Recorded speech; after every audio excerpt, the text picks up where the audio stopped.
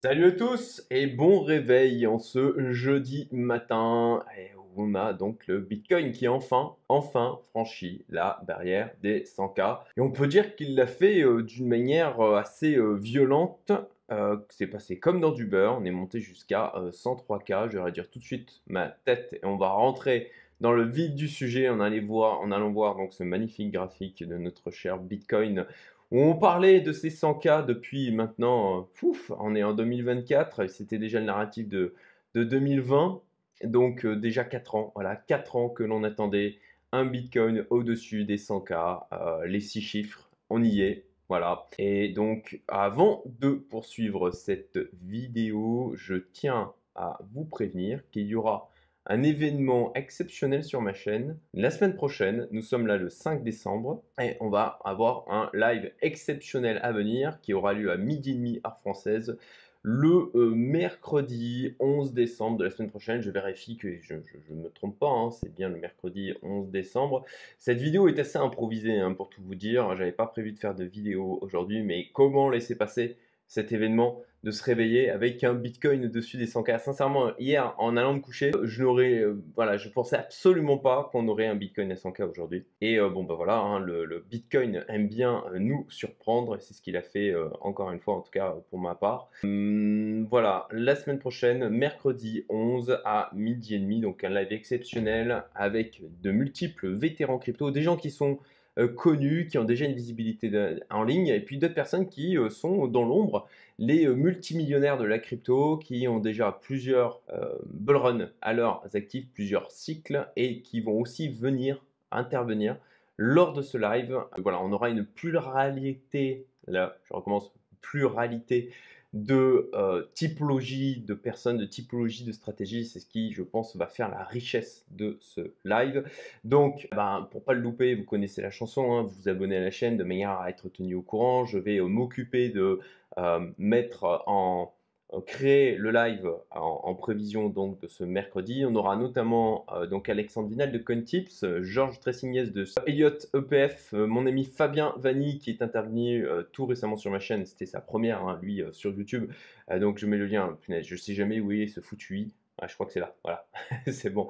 Voilà, je mets le lien vers du coup la vidéo qu'on avait faite ensemble il y a de ça, je sais plus, une semaine et demie, un truc comme ça. Et Paul-Antoine Ponce qui s'est lancé tout récemment sur YouTube, qui est aussi intervenu sur ma chaîne et qui a aujourd'hui un fonds d'investissement et s'est associé d'ailleurs avec Alexandre Vinal de CoinTips. Et puis d'autres profils moins connus dont je vais garder pour l'instant l'anonymat. Ils se présenteront s'ils le souhaitent lors du live, mais ça promet d'être hyper intéressant. Voilà, ne loupez pas parce que va être un condensé d'expérience avec, comme je dis, de multiples profils, de multiples stratégies, avec des gens qui ont fait énormément d'argent dans la crypto sur les dernières années. Donc je rappelle, 11 décembre, midi et demi. Et autre annonce, j'ai réouvre à l'occasion de mon anniversaire, ce dimanche 8 décembre, où je tape déjà les 42 ans. Eh bien, je fais traditionnellement à cette occasion une réouverture de ma communauté privée avec une opération spéciale pour la première année qui est limitée dans le temps, limitée en place. Donc ceux qui rejoignent à cette occasion la communauté Youmento ont un moins 42% sur la première année, uniquement sur la première année. Donc voilà, si ça vous intéresse, vous pouvez accéder à cette opération spéciale qui aura lieu uniquement dans ma liste email privée et dont le lien est en description de la vidéo. Voilà pour la partie annonce et auto-promo. Je vous épargne d'en faire davantage et on va attaquer sur le cœur de cette vidéo, donc le Bitcoin à 100K et pourquoi les alts ne suivent pas. Alors déjà, au niveau de la cible du côté de notre cher Bitcoin, maintenant qu'on a passé donc ces 100K, moi j'avais tracé ces extensions de Fibonacci, voilà, ici, et donc au niveau de l'extension de Fibonacci, on arrive à une cible à 145K, ce qui, par pur hasard, oui, par pur hasard, correspond donc à la cible pour approximativement à la cible moi que je me suis donné sur ce cycle, même si je crois qu'il a le potentiel de monter plus haut. Je pense que forcément le prochain narratif là, la prochaine grosse target, ça va être les 200K. Et moi, Ma théorie, c'est que justement, comme beaucoup de personnes visent les 200K et même au-delà, il y a quand même de belles probabilités pour qu'on s'arrête avant, même malgré le narratif étatique qui s'est mis en place, puisque voilà, on surfait majoritairement sur le narratif institutionnel sur le précédent cycle en particulier, même celui de 2017-2018. Là aujourd'hui, bon, les institutionnels, ça y est, ils sont là, et ils rentrent, ils continuent de rentrer. Bien sûr, ça alimente aussi le marché, mais je dirais que le nouveau narratif qui pour moi drive aussi la hausse, c'est le narratif étatique, c'est-à-dire les gouvernements qui achètent du Bitcoin. Et là-dessus, d'ailleurs, voilà, on a un élément qui est vraiment important, c'est Jérôme Powell, donc directeur de la Fed, qui a déclaré que, en clair, le Bitcoin n'est pas un compétiteur du dollar, mais un compétiteur pour le gold. Donc, c'est quand même pas anodin comme annonce, hein. Jérôme Powell, donc Fed Chair, je ne sais pas comment, directeur de la Fed, hein, a donc déclaré qu'en clair, pour lui, le Bitcoin est un compétiteur de l'or. Bon, voilà, ça pose là la légitimité absolue du Bitcoin. Il y a que certaines personnes, et je ne vais pas leur donner des noms d'oiseaux, qui disent encore que c'est utilisé pour du blanchiment d'argent, que c'est l'argent des terroristes, etc. Alors que bon, maintenant on a des ETF, on a quand même de très grosses boîtes qui investissent dans le Bitcoin. On a BlackRock, on a Grayscale, bon, voilà. Donc ça, c'est ce qui va venir alimenter le narratif étatique, le fait que d'un point de vue stratégique, les gouvernements aient une réserve en Bitcoin. Il y en a déjà d'ailleurs des gouvernements, alors des petits États qui ont commencé à le faire, mais là on a l'État américain. Je veux dire, on ne peut pas espérer plus gros et plus leader sur cet aspect-là que l'État américain avec Trump et la team qu'il a regroupée autour de lui qui est clairement pro-crypto. Bon, ça c'est pour moi le gros narratif qui peut pousser le cours très haut. Je rappelle que j'ai fait d'ailleurs une vidéo où je faisais des projections de multiples scénarios. Le lien, même chose, hop, voilà, le i il est ici. Et de toute façon, je la rappellerai aussi en fin de vidéo. Si vous souhaitez aller le voir, je vous invite vivement à le faire. Et puis là, bon, on a les 100K qui ont cassé. Et concrètement, qu'est-ce qui va se passer? Les médias vont parler. Vraiment, là, on rentre dans l'annonce. Le truc qui va être relayé de partout. Le Bitcoin est au-dessus de 100K. Et là, bon, ça c'est parfait pour attirer les retail, attirer les gens dont on a besoin pour nous sortir.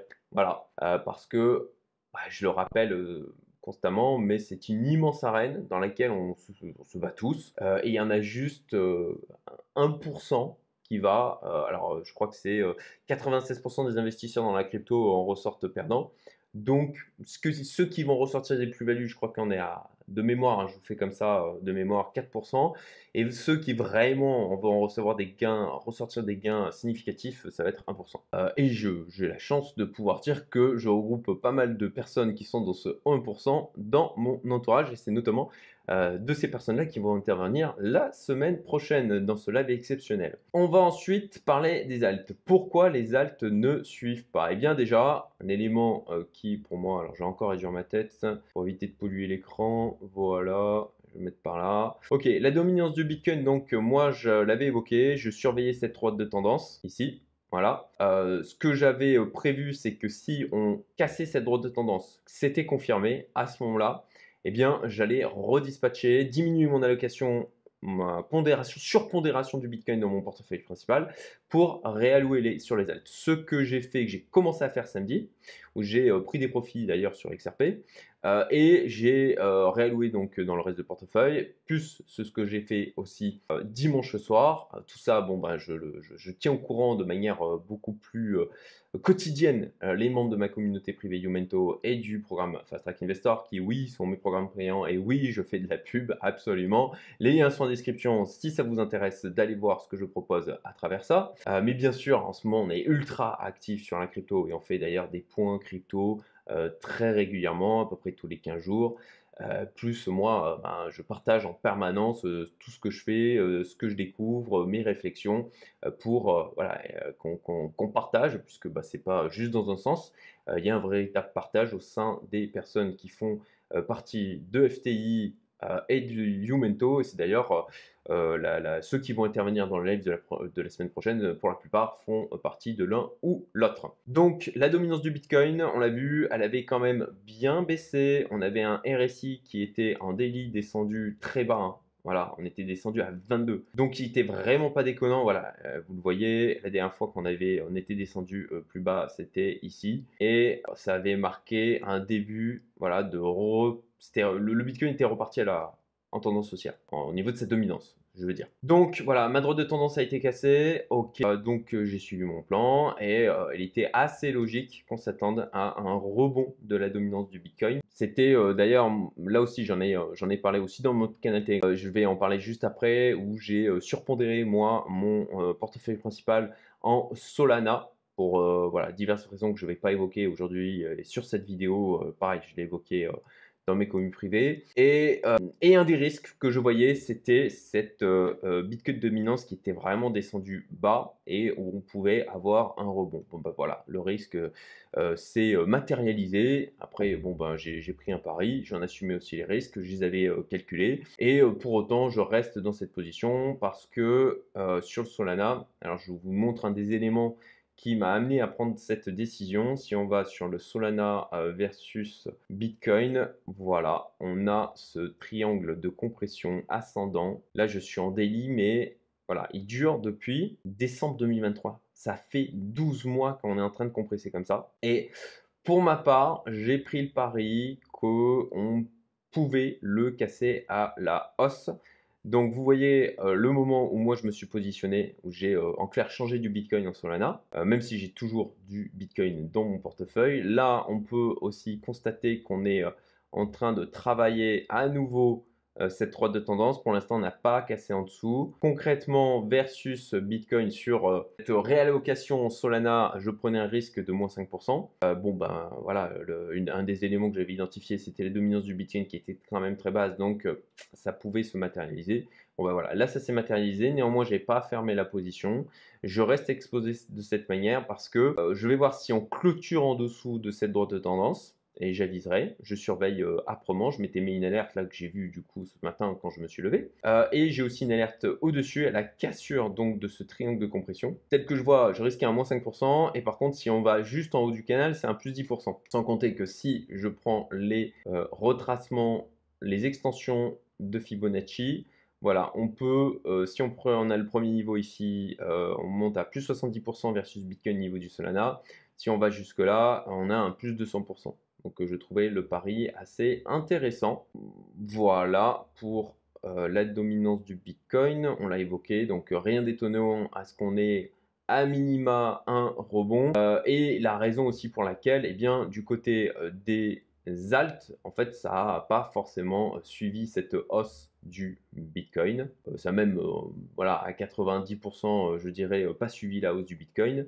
Et bon, bah ça, c'est assez logique avec une dominance qui était quand même tombée dans des excès baissiers. De la même manière, autre chose, on a eu quand même de belles hausses dernièrement au niveau des alts et avec là pas mal, je crois, de nouveaux entrants ou peut-être d'anciens entrants. Là, je reprends les propos de mon ami Fabien Vanni, avec qui je discutais hier matin, et qui d'ailleurs, c'est lui qui m'a attiré mon attention sur le triangle de compréhension Solana Bitcoin. Et je vais y revenir d'ailleurs sur le Solana. Et il me disait que le fait qu'on avait les Dino Coins qui pumpaient, donc les trucs comme le ADA, le Tron, le EOS, voilà, pour lui, c'était le signe qu'il y avait des gens qui étaient là, qui avaient complètement déserté le marché, mais qui étaient, ou alors en grande partie, et qui étaient là lors des derniers cycles, peut-être sur 2017, 2018, 2020, 2021, et qui revenaient sur les alts qu'ils connaissaient à l'époque. Je trouvais la théorie assez intéressante, je trouvais ça assez pertinent.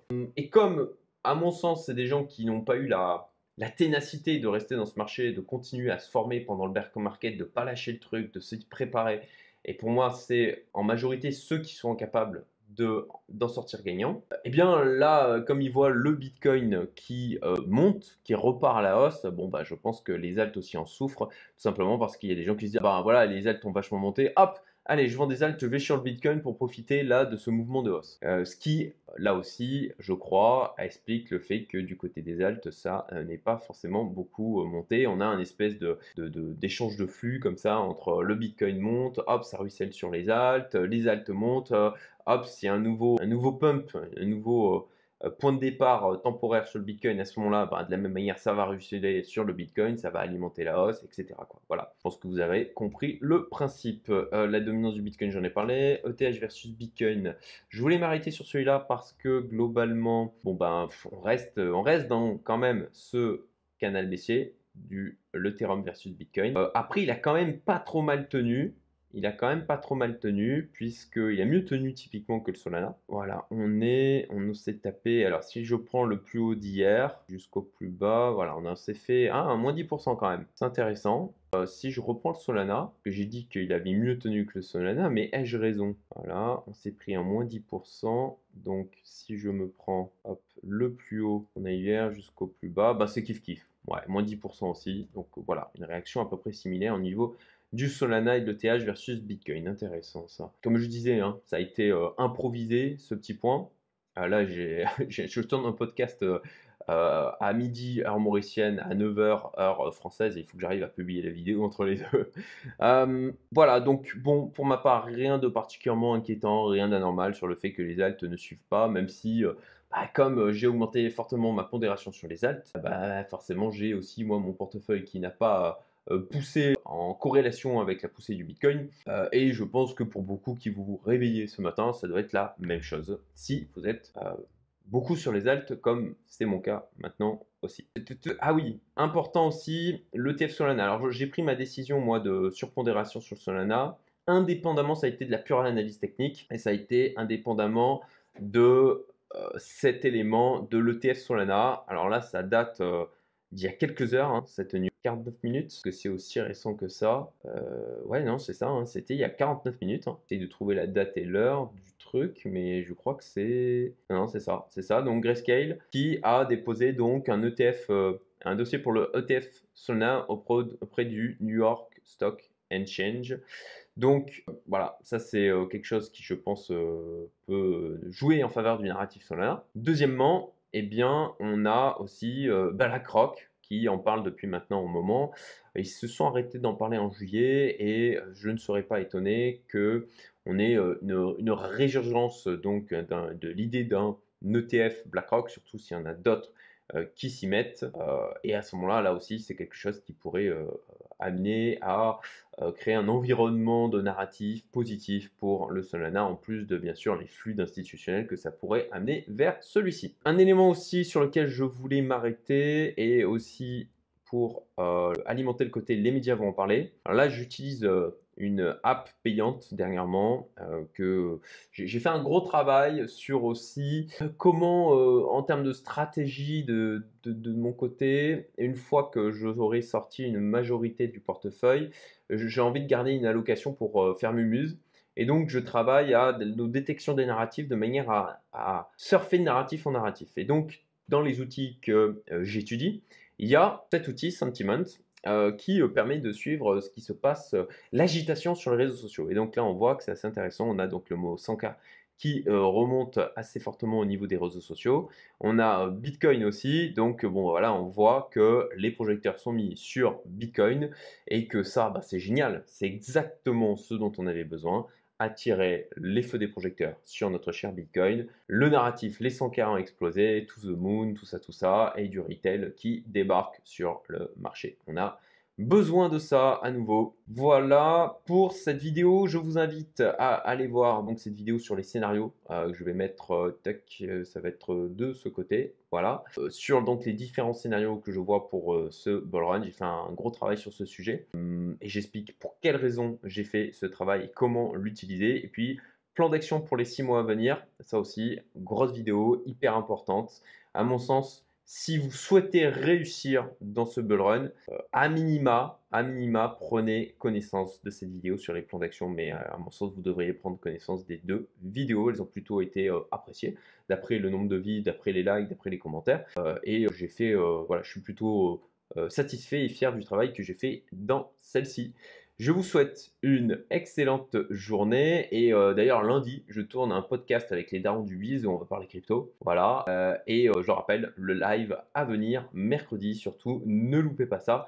Je vous souhaite une excellente journée. Amusez-vous bien sur ce bull run. Profitez-en parce que c'est le genre de choses que l'on ne va connaître que quelques fois dans sa vie. C'est nos Jeux Olympiques à nous qui ont lieu tous les 4 ans et qui potentiellement n'auront peut-être plus jamais lieu à l'avenir. Donc profitez-en, saisissez cette occasion et faites-le surtout correctement.